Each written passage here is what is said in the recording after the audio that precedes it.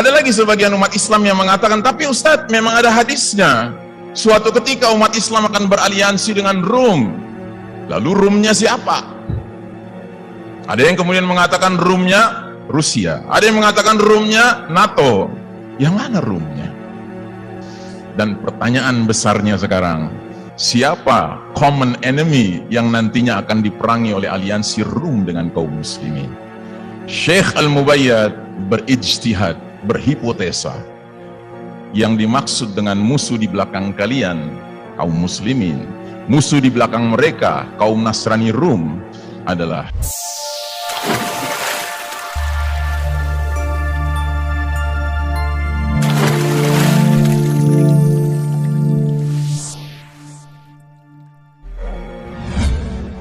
karenanya saudaraku rahimakumullah, wajar kalau hari ini banyak di antara umat Islam yang saking bingungnya ketika terjadi pertikaian di sebuah wilayah yang gak ada urusan dengan kita, kita pun merasa perlu untuk bertanya-tanya kepada pihak yang mana sebaiknya kita menyerahkan loyalitas kita. Bayangkan, hari begini ada sebagian kaum muslimin bertanya-tanya ketika pecah perang di Eropa Timur antara Ukraina dengan Rusia, sebaiknya umat Islam berpihak kepada yang mana? Ajib. Allah Ta'ala memang berfirman, ihbita jami'an ba'dukum li ba'din adu. Turunlah kalian berdua wahai Adam dan Hawa alaihimassalam dari jannah, diletakkan fil ard, di muka bumi dunia yang fana ini. Lalu Allah tegaskan, ba'dukum li ba'din adu, sebagian kalian akan menjadi musuh bagi sebagian lainnya. Jadi konflik di muka bumi ini adalah perkara yang tidak bisa dielakkan, Pak. Ini sudah dekret dari Allah Ta'ala. Cuma bagi seorang mukmin, dia tidak sekedar menyadari konflik itu ada.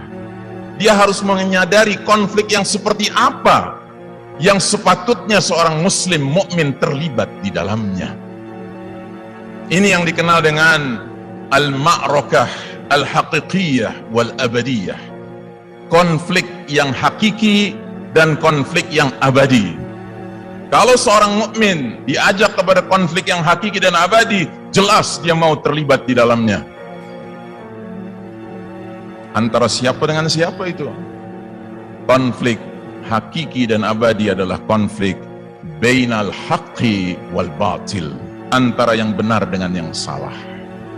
Tapi ketika ahlul batil dengan ahlul batil yang bertarung, saudaraku rahimakumullah, kata orang barat, hey come on dude, are you for sure you're serious about this? Ente serius nih mau terlibat dalam perang yang gak jelas ini? Ada lagi sebagian umat Islam yang mengatakan, tapi Ustadz, memang ada hadisnya. Suatu ketika umat Islam akan beraliansi dengan Rum. Lalu Rumnya siapa? Ada yang kemudian mengatakan Rumnya Rusia. Ada yang mengatakan Rumnya NATO. Yang mana Rumnya? Karenanya saudaraku rahimakumullah, pada kesempatan yang baik ini, khatib ingin mengajak kita, mari kita sama-sama mendengarkan nubuah Nabi tentang aliansi Rum dengan kaum muslimin ini. Ada dua hadis, menarik sekali dua hadis ini, mirip sekali bunyinya, cuma sedikit saja perbedaannya. Yang pertama berbunyi, qala Nabi sallallahu alaihi wasallam, tusalihuna ar-Ruma sulhan aminan wa taghzuna antum wa hum aduwan min waraihim fataslamuna wa taghnamuna thumma tanziluna bimarajin dhi tululin fayaqumu ilayhi rajulun min ar-Rumi fayarfa'u as-saliba wa yaqulu ala ghalaba as-salib fayaqumu ilayhi rajulun min al-muslimina fayaqtuluhu fa 'inda dhalika taghdiru ar-Rum wa takunu al-malahim fayajtami'una ilaykum fayatunakum fi 80 ghayah ma'a kulli ghayatin 10,000. Artinya, kalian umat Islam akan membuat perjanjian damai dengan Rum. Rum itu Romawi, Eropa, Nasrani. Kalian akan bersama mereka memerangi musuh di belakang mereka. Lalu kalian akan selamat, kalian akan memperoleh rampasan perang. Kemudian kalian tinggal di suatu tempat dalam perjalanan pulang, kalian tinggal di suatu tempat yang subur dan luas, Dhitulul. Lalu seorang tentara Rum Nasrani berdiri dan mengangkat tinggi-tinggi salib, dan dia mengatakan, ala ghalabas salib, ketahuilah salib telah menang. Kemudian bangkit seorang tentara muslim, dia bunuh Nasrani ini, dan dia di hadis yang lain dikatakan dia berteriak, ala ghalaballah, Allah telah memenangkan peperangan ini. Maka pecah kongsi antara kaum muslimin dengan Rum. Lalu Rum berkhianat, mereka mengumpulkan 80 bendera, setiap benderanya 10.000 atau 12.000 dalam hadis yang riwayat lain personil. Maka terjadi perang besar antara kaum muslimin dengan Rum. Saudaraku rahimakumullah, menarik sekali pandangan Syekh Al-Mubayyad, penulis kitab Ensiklopedia Akhir Zaman, yang mengatakan bahwa hadis ini akan berlangsung ketika umat Islam telah memiliki al-imam, pemimpin yang jelas, pemimpin yang clear, pemimpin yang dinubuahkan oleh Nabi Muhammad SAW. Siapa dia? Al-Mahdi. Sebab tidak mungkin aliansi terjalin antara dua pihak kalau tidak setara. Hari ini siapa yang memimpin umat Islam? Apakah Anda pikir yang memimpin umat Islam dalam konteks perang antara Ukraina dengan Rusia adalah pemimpin Chechnya hari ini, yang bisa mengerahkan 12.000 tentara muslim, yang sholatnya disiplin, yang jenggotnya segini rata-rata? Apa yang seperti itu?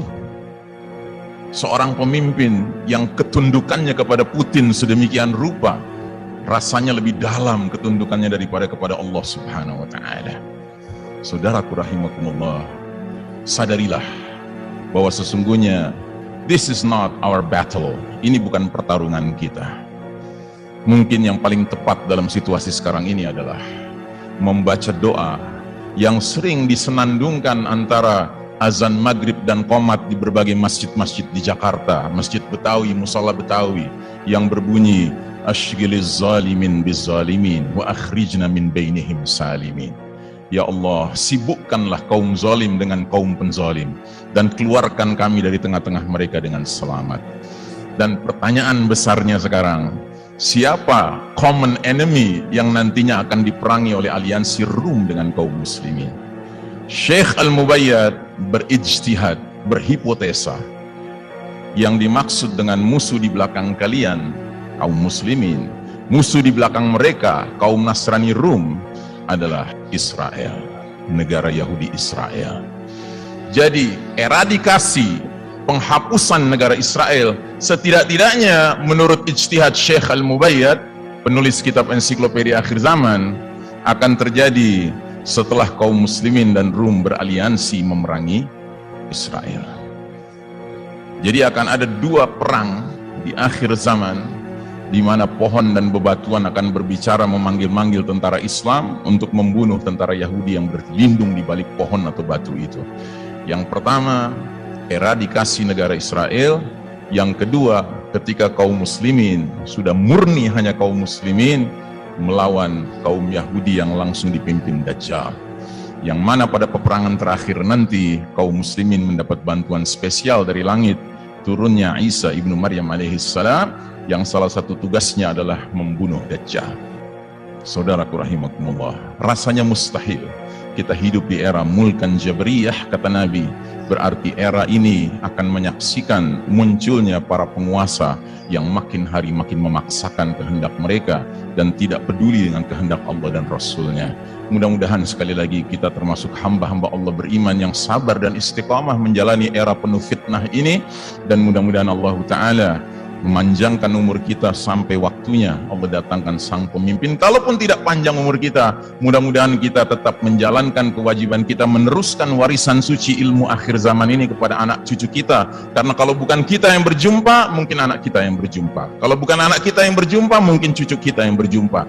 Tapi yang pasti, warisan suci ilmu akhir zaman ini harus kita teruskan kepada generasi selanjutnya, karena sesungguhnya cepat atau lambat babak kelima akan datang. Dan babak kelima adalah babak berjayanya kembali Islam dan umat Islam di bawah kepemimpinan Amirul Mukminin fi akhir zaman yang dijanjikan itu.